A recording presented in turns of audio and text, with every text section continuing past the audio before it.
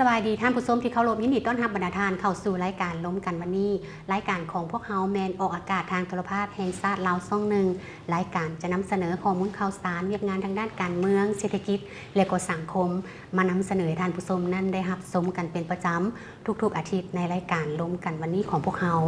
ท่านผู้ชมที่เคารพมื้อนี้ทีมงานของพวกเฮาก็มีโอกาสอันดีที่ได้มาที่รัฐวิสาหกิจไฟฟ้าสาขาแขวงเสียงขวางซึ่งเฮาจะมาร่วมสัมภาษณ์ท่านตาเทพธิราชหัวหน้าสาขาไฟฟ้าแขวงเสียงขวางที่สละเวลาเข้าร่วมสนทนาในรายการของพวกเราในมื้อนี้เจ้าสบายดีท่านเจ้าสวัสดีเจ้าก็ต้องขอบใจกับท่านหลายๆที่สละเวลาเข้าร่วมสนทนารายละเอียดข้อมูลข่าวสารต่างๆเกี่ยวกับ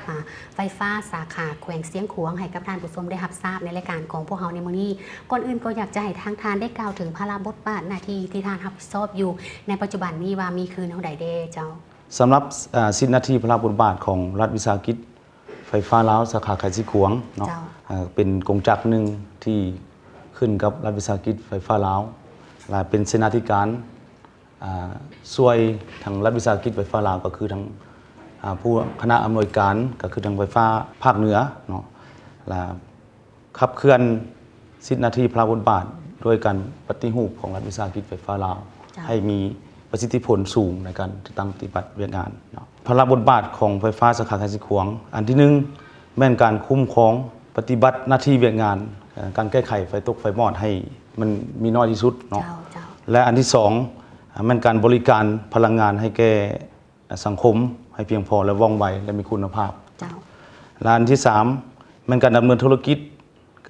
การจำหน่ายพลังงานไฟฟ้าให้มีประสิทธิผลและประสิทธิภาพสูงวางเป้าหมายในการบริหารจัดการให้แก่สาขาให้มีความเข้มแข็งก้าวไปสู่ความดุลเดียงรายรับและรายจ่ายให้กุมตนเองของสาขาไฟฟ้าในอนาคตและอันที่4มันเป็นการพันขยายแนวทางนโยบายของภาครัฐเพื่อหันเอาไฟฟ้าหันเป็นอุตสาหกรรมและทันสมัยเป็นแขนงในการมาปัจจัยสำคัญในการพัฒนาเศรษฐกิจโครงล่างของแขงก็คือของประเทศชาติและอันที่5แม่นการสู้สนลดพรพลังงานตกเหี่ยให้ได้ดีและบรรลุตามคาดหมายที่ไฟฟ้าลาววางงบและอันที่6แม่นสู้สนเก็บหนี้สินให้ได้ตามเป้าหมายที่ไฟฟ้าลาววางกำหนดให้เนาะและอันที่7มันลดพรรายจ่ายสร้างรายรับเพื่อเป็นรูปธรรมและมีประสิทธิผลสูงในการบริหารจัดการเนาะเจ้าก็เป็นรายละเอียดเกี่ยวกับภาระบทบาทโดยรวมเกี่ยวกับไฟฟ้าเนาะสาขาแขวงเสียงขวางดังที่ท่านได้กล่าวมาและปัจจุบันนี้สำนักงานของพวกเราแมนสร้างตั้งขึ้นมาแต่ปีใดและมาหาปีใดเนาะหรือว่ามีความเป็นมาคือเนาะใดเจ้าไฟฟ้าสาขาแขวงเสียงขวางเนาะหรือว่าไฟฟ้าแขวงข้าพเจ้าขออนุญาตรายงานเป็น2ระยะเนาะระยะที่1นี่เขาเอิ้นชื่อว่าไฟฟ้าแขวงเสียงขวางมันสร้างตั้งขึ้นในปี 1975 เจ้า 75 โดยนำใช้จักรไฟฟ้าขนาดน้อยในระยะนั้นนำใช้ไฟฟ้าเป็นการเกื้อกูลต่อสังคมและนำใช้ไฟฟ้ามีแต่เพียง3ชั่วโมงเริ่มใต้มี7 5ประมาณ10โมงเนาะแล้วก็มอดและมาถึงปี 1994ทางศูนย์กลางก็คือทางรัฐบาลเนาะได้มีความเห็นความหมายความสำคัญและตอบสนองในการงบประมาณสนองในการก่อสร้างไฟฟ้าอยู่ในแขวงเสียงขวางนี้มีงบประมาณอยู่30กว่าล้านฉะนั้นมีการก่อสร้างตะข่ายไฟฟ้า22 kV นี้จำนวน9กิโลเมตรและก่อสร้างตะข่ายแห่งต่ำ 0.4 kV นี้มี25กิโลเมตรขนาดหม้อแปลงหม้อแปลง300 kVAR และระยะนั้นมีหม้อแปลงมีหม้อน้ำไฟทั้งหมดมีอยู่ 1,770 หน่วยช่วงระยะนั้นเนาะและสำเร็จในปี 1995 เนาะถือว่าสำเร็จในโครงการนั้นช่วงระยะนั้นหลังจากสำเร็จแล้วก็ได้รับใช้บริการไฟฟ้าให้แก่สังคมมันเป็น5ชั่วโมงเนาะมาฮอดวันที่25เดือน6ปี 2003 สาขารัฐวิสาหกิจไฟฟ้าลาวแขวงเสียงขวางได้สร้างตั้งขึ้นเนาะถือว่าโดยมีการร่วมกับ รัฐวิสาหกิจไฟฟ้าลาวชื่อว่าเป็นการสร้างตั้งไฟฟ้าสาขาไข่สิขวางขึ้นกับไฟฟ้าลาวเนาะในขณะเดียวกันนี้ก็ถือว่ามีสำเร็จในการก่อสร้างสายส่ง115จากเขื่อนไฟฟ้าน้ำลึกเนาะมาหาตัวเมืองพลสวรรค์นี้มาหาตัวเมืองแข่งสิงขวางนี้แล้วเริ่มใช้ไฟฟ้าถาวรเป็นวันที่3 เดือน 7 ปี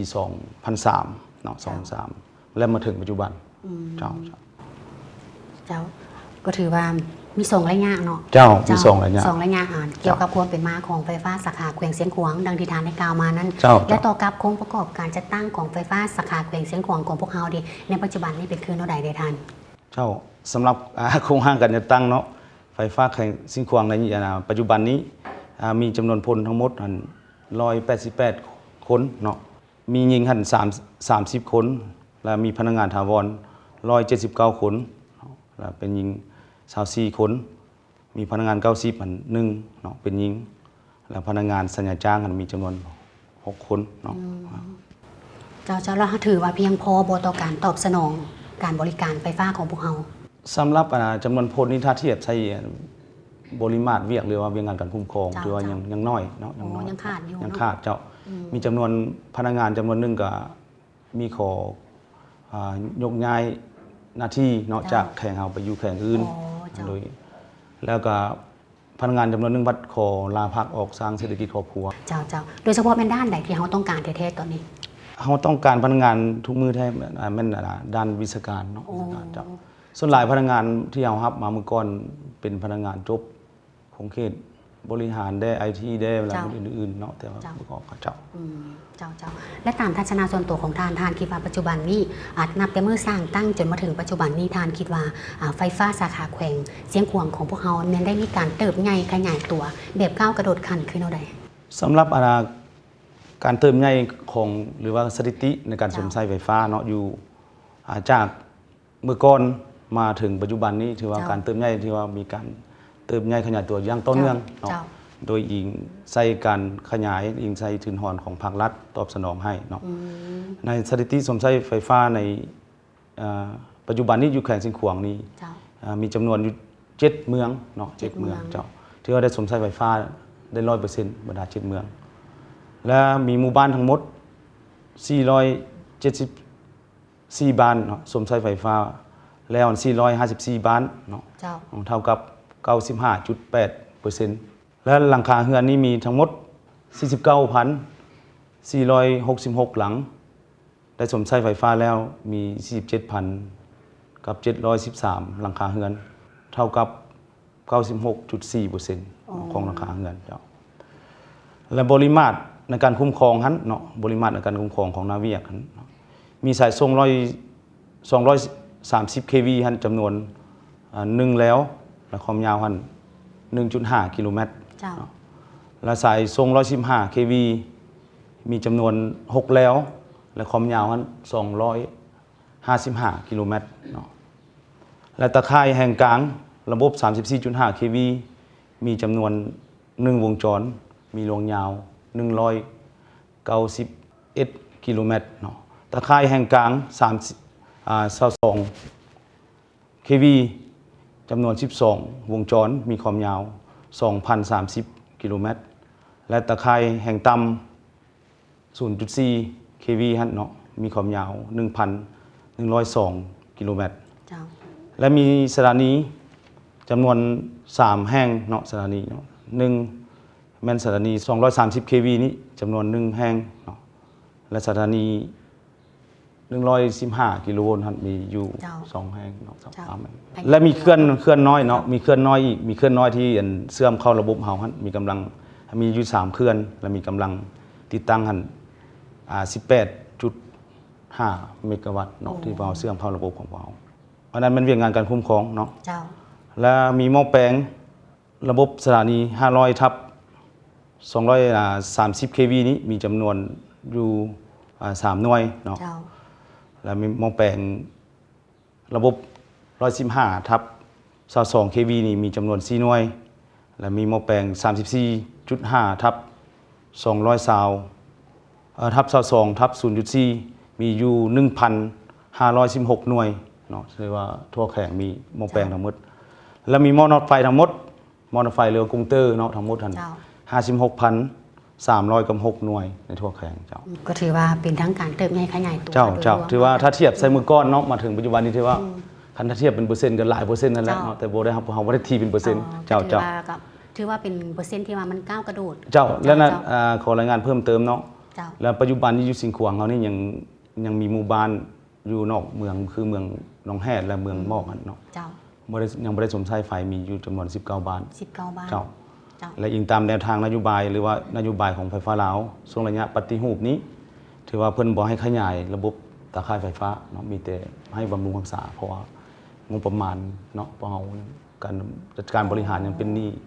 ตามประเทศหลายว่าซั่นซะเนาะ อ๋อแสดงว่าเขาต้องหางบประมาณก่อนเขาจึงสามารถขยาย เจ้าตัวนี้ถ้าว่าทางแขวงหรือว่าทางมีโครงการได้มาช่วยสนองงบประมาณ อ๋อ ทางไฟฟ้าสาขาเฮาก็พร้อมแล้วจะไปอ่าจัดการทางด้าน เจ้า ใช้งานเนาะทางด้านก่อสร้างให้มีการเติมแม่ขยายตัวถือว่าแผนยุทธศาสตร์ของ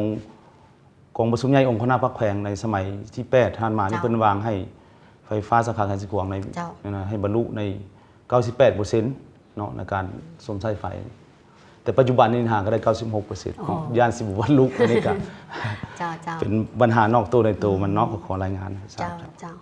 และสำหรับรายงานที่ผ่านมาโดยไฟฟ้าสาขาแขวงเสียงขวางของพวกเราแมนสามารถญาติมาได้ผลงานที่พ้นเด่นโดยรวมขึ้นเท่าใดในท่าน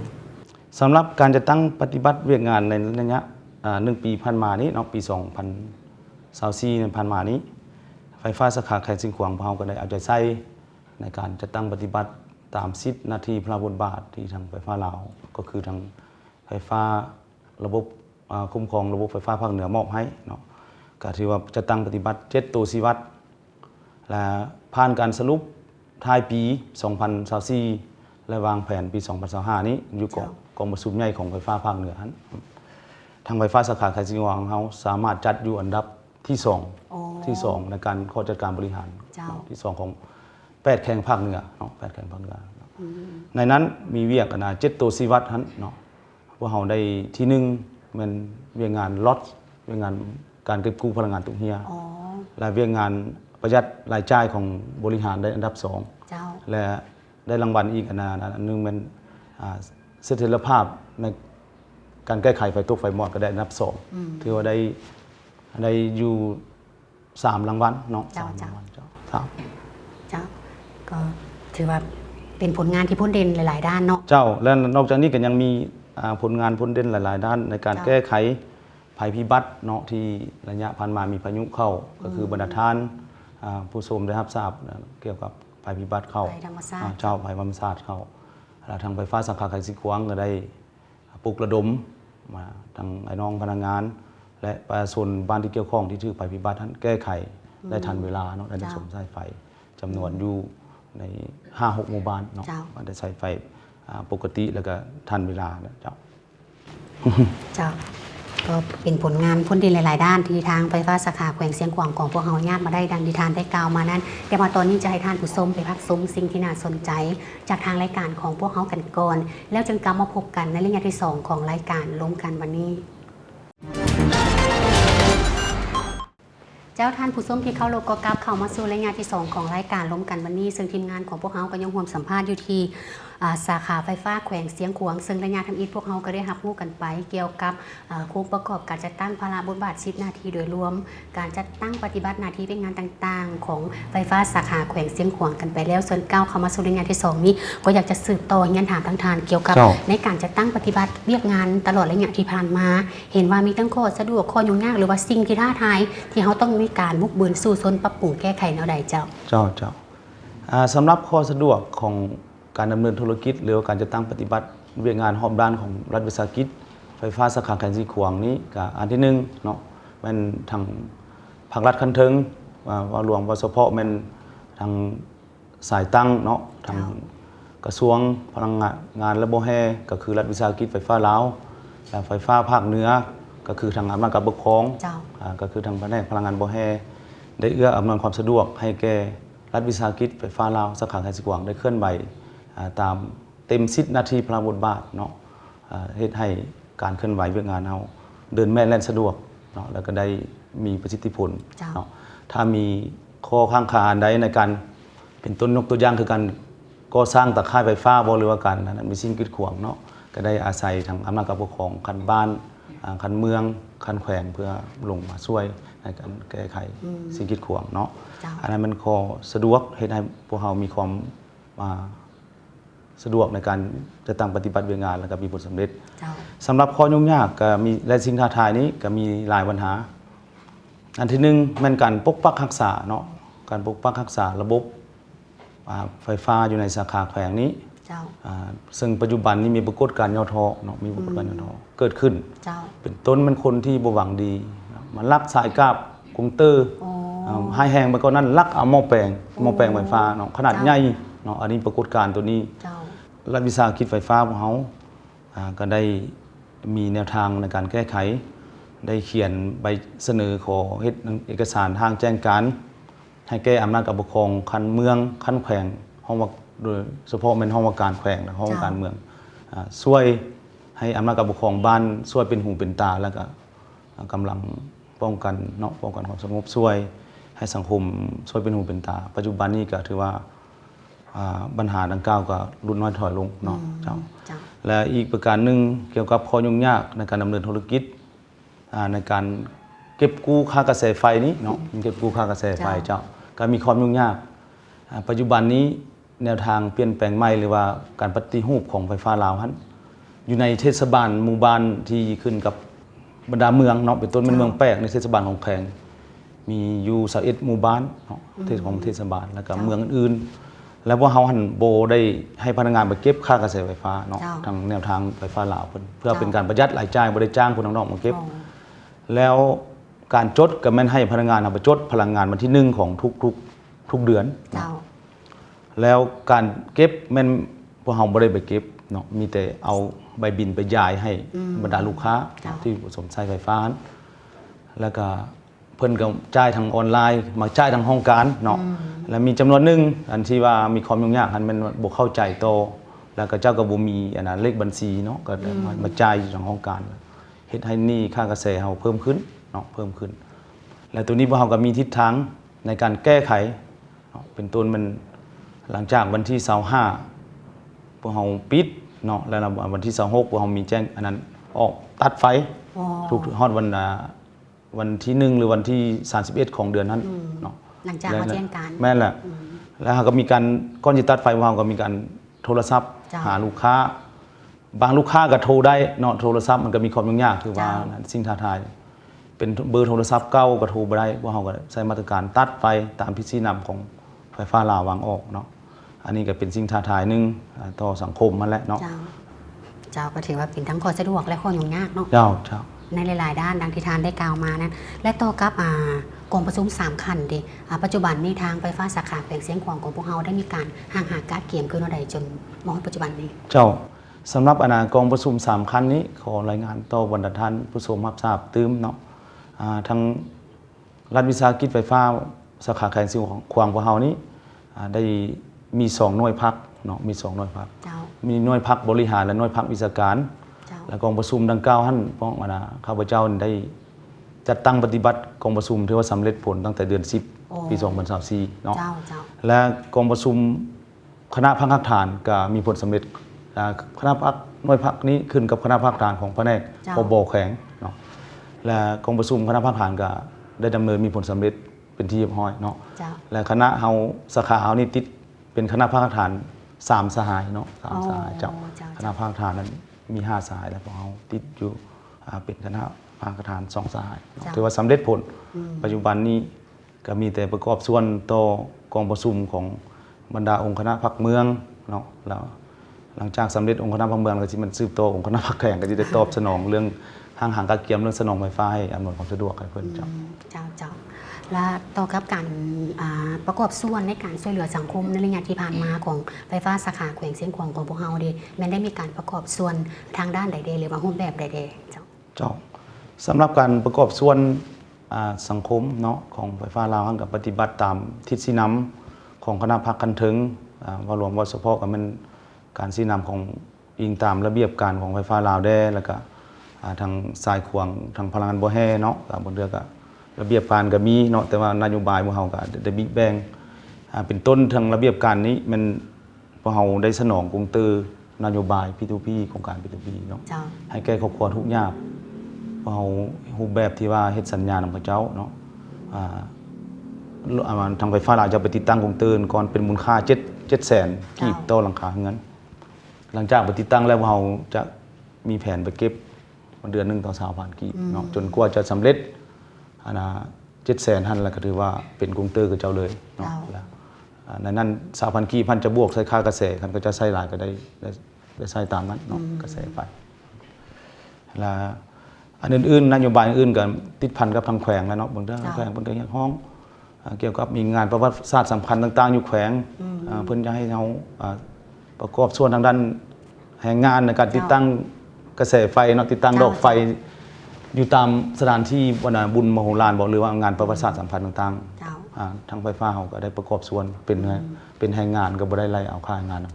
อันนั้นเป็นการประกอบส่วนเรียกว่าเป็นการประกอบส่วนในหลายๆด้านเนาะดังที่เราได้กล่าวมาสำหรับไฟฟ้าสาขาแขวงเสียงขวางของพวกเขาแม้ได้มีการประกอบส่วนต่อกับการช่วยเหลือสังคมและเฉพาะทิศทางแผนการในต่อหน้าไฟฟ้าสาขาแขวงเสียงขวางของพวกเขาได้มีทิศทางเป้าหมายหรือว่าวางแผนการในการพัฒนาหรือว่าจุดสูงขึ้นเท่าไหร่ท่านเจ้าสำหรับทิศทางแผนการในตัวหน้าก็คือปี 2025 เนาะทางคณะพักคณะสาขาพวกเขาจะได้สืบต่อเนาะเฮ็ดเวียงงานศึกษาอบรมการเมืองในคิดให้แก่พนักงานให้เข้าใจถึงแนวทางนโยบายของพรรคและกำได้ถึงระเบียบการปฏิรูปของไฟฟ้าลาวในยุคสมัยที่เฮาปฏิรูปนี้เนาะอันที่1อันที่2จะสืบต่อจะตั้งปฏิบัติเวียงงานวิชาเฉพาะตาม7ตัวชีวัดที่ไฟฟ้าลาววางออกเนาะนี่ตัวชีวัดอันที่1แม่นเสถียรภาพการแก้ไขไฟตกไฟมอดเนาะอันที่2มันเวียงงานล็อต power lot เนาะให้ได้ตามระดับคาดหมายปีนี้ปี 2025 นี้ทางไฟฟ้าลาวเพิ่นกำหนดให้ทางไฟฟ้าแขวงสิงห์ขวางมัน 7.10% ของการส่งออกพลังงานตรงเฮียเนาะและในนั้นก็สืบต่อเก็บกู้หนี้สินให้ได้ตามระดับคาดหมายตัวเลขของไฟฟ้าลาววางออกนั่นแหละเนาะเพราะหนี้สินมันมีหลายประเภทเนาะมันมี8ประเภทของที่อยู่อาศัยแล้วก็มีทั้งรัฐบริหารแล้วก็รัฐบริหารของกระทรวงที่มาตั้งอยู่ท้องถิ่นเนาะก็มีหลายอันนั้น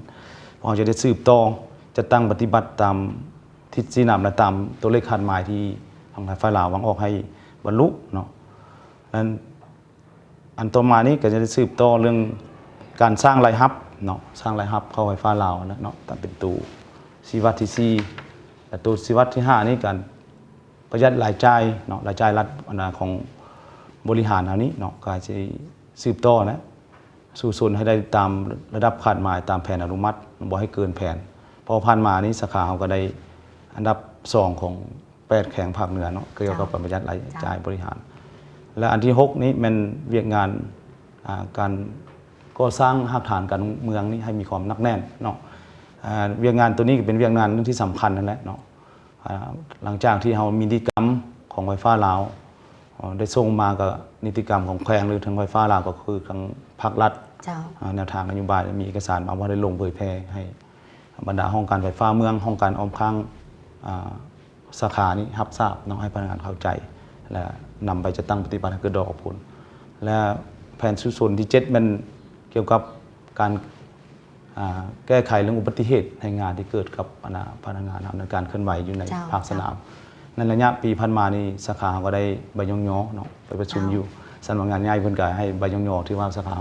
มีความปลอดภัยบ่มีอุบัติเหตุเกิดขึ้นก็จะได้สืบต่อตาม7ตัวชีวัดเนาะให้มีสำเร็จผลถ้าบ่สำเร็จผลก็ขอให้มันมีเปอร์เซ็นต์ที่ใกล้เคียงกับตัวเลขคาดหมายนั้นคาดหมายที่สุดๆแล้วก็ถือว่าเป็นที่ทางเป็นการสู่ซน7คาดหมายดังที่ทานได้กล่าวมาของไฟฟ้าสาขาแขวงเสียงขวางเนาะและมองว่าตอนนี้ก็ถือว่าเป็นตอนท้ายรายการกันแล้วแต่ว่าก่อนจะจากกันท่านมีอย่างที่จะฝากถึงบรรดาท่านผู้ชมที่กำลังรับชมรายการของพวกเราอยู่ทางบ้านในตอนนี้เจ้าขอเชิญเลยเจ้า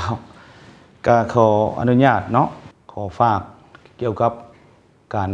เอาใจใส่เป็นหูเป็นตาช่วยกันเกี่ยวกับการปกปักรักษาระบบไฟฟ้าและอุปกรณ์ระบบไฟฟ้าเนาะเป็นต้นก็มันคือข้าพเจ้าได้ก้าวมาข้างเถิงหันเนาะส่วนระยะนี้อยู่แขวงเอาหันมีปรากฏการณ์ที่คนที่บดีหันเนาะลักเอาสายกาบวงเตอร์มอเตอร์ไฟแล้วก็มอบแป้ง ค่าแรงตรงนั้นมันบ่แปลงไฟฟ้าเนาะซึ่งเป็นมูลค่าสูงแล้วก็ขอให้ประธานช่วยเป็นหูเป็นตาติดตามนำกันถ้าว่าเห็นปรากฏการณ์ใดเกิดขึ้นบ่คักบ่แน่ก็ขอให้ประธานช่วยแจ้งสายด่วนของไฟฟ้าสาขาไขสีขวางเนาะเบอร์061199เนาะอันนี้เป็นสายด่วนที่พวกเราติดตามอยู่ตลอดทางเสียงของสังคมและอันที่2ก็ช่วยให้บรรดาท่านที่เป็นลูกค้าและก็สมใช้กระแสไฟฟ้าของรัฐวิสาหกิจไฟฟ้าลาวก็คือไฟฟ้าไขสีขวางจงช่วยมีสติในการชำระค่ากระแสไฟฟ้าปัจจุบันนี้ไฟฟ้าลาวมีระเบียบหลักการเข้มงวดเนาะช่วงระยะปฏิรูปไฟฟ้าลาวนี้เพิ่นบ่ให้กายเดือนเนาะสำหรับที่อยู่อาศัยและที่ประเภทธุรกิจให้บ่ให้กายวันที่25ของทุกๆเดือนเนาะบ่ให้กายวันที่25ถือว่าวันที่26แล้วพวกเราจะตัดไฟว่าซั่นๆเนาะขอให้ว่าบรรดาท่านจงมีสติเนาะมีสติเลยขอพวกมึงนำช่วยทางไฟฟ้าพวกเราได้เนาะเพราะว่าพวกเราก็มีความจำเป็นถ้าดำเนินธุรกิจคันมีหนี้สินหลายมันก็มีการรู้ถึงเนาะอันนี้ก็ขออย่างห้องให้สังคมช่วยเหลือนะเนาะและอันที่3ในระยะมนี้ทางรัฐบาลก็คือทางกระทรวงพลังงานและไฟฟ้าลาวจะมีการปรับราคากระแสไฟฟ้านี้เนาะขึ้นก็ขอให้สังคมจะแตกตื่นเนาะนะเพราะเราจะมีเหตุและผลและเราจะได้เอาเอกสารของคันเทิงมาเผยแพร่ให้บรรดาท่านรับทราบตื้มเกี่ยวกับเหตุผลที่ขึ้นกระแสไฟฟ้าเนาะอันนี้มันการนำภาครัฐก็คือทางรัฐบาลเพิ่นได้ค้นคว้าเป็นที่เรียบร้อยแล้วจึงจะมาประกาศใช้ในมนี้เพราะฉะนั้นในนามข้าพเจ้าเป็นการนำอยู่รัฐวิสาหกิจไฟฟ้าสาขาไขสีขวางก็ขอเรียกร้องมาสังคมจงเห็นใจเนาะถ้ามีอันใดบ่เข้าใจตัวระเบียบการของไฟฟ้าลาวก็ขอให้บรรดาท่านเนาะจงโทรศัพท์มาเบอร์ที่ข้าพเจ้าได้แจ้งไปเมื่อกี้เนาะเบอร์061199เนาะมาสอบถามมาเจาะจี้นำกันว่าโอ้ระเบียบการอะไรเป็นอะไรเนาะไฟฟ้าลาวก็พร้อมแล้วจะอธิบายเนาะอธิบายมีหน่วยงานประชาสัมพันธ์ของไฟฟ้าสาขาไขสีขวางอธิบายให้ลูกค้าและบรรดาท่านเข้าใจต่อแนวทางหรือว่าระเบียบการของไฟฟ้าลาวในนามข้าพเจ้าผู้หนึ่งก็เป็นส่วนสั้นกรรมกรเป็นสมาชิกพรรคก็ขออวยชัยพรกันนำพรรครัฐว่ารวมว่าเฉพาะมันโครงเขตพลังงานบ่แห้ไฟฟ้าลาวไฟฟ้าภาคเหนือทางไฟฟ้าแข็งทางการนำของแข็งพลังงานบ่แห้แข็งสิ่งขวางเนาะจงมีพลามัยสมบูรณ์สืบต่อสิ่งนำพาเวียกงานที่ภาครัฐกันถึงมอบหมายให้สำเร็จหน้าที่เนาะสืบต่อสิ่งนำพาไฟฟ้าแข็งสิ่งขวางให้มีท่าเอียงการจัดการบริหารให้มันดีขึ้นเดือนละก้าวแหละเนาะขอขอบใจหลายๆเจ้าเข้าใจและมาฮอตอนนี้ทางทีมงานรายการล้มกันวันนี้ก็ต้องขอบใจกับประธานอีกครั้งหนึ่งที่สละเวลาอันมีคุณค่าเข้าร่วมสนทนาในรายการของพวกเราในมื้อนี้และก็ต้องขออวยพรไซอันประเสริฐให้ทานนั้นประสบผลสำเร็จในหน้าที่เวียกงานทุกประการขอขอบใจหลายๆเจ้าขอบใจเจ้าท่านผู้ชมที่เคารพมาฮอดนี้เวลาของรายการล้มกันวันนี้ก็ได้หมดเวลาลงเพียงเท่านี้พบกันใหม่โอกาสหน้าสำหรับมื้อนี้ข้าพเจ้าสุรินทราสุติธรรมพร้อมด้วยแขกรับเชิญข้าพเจ้าทั้งสองคนขอกล่าวคำว่าสบายดี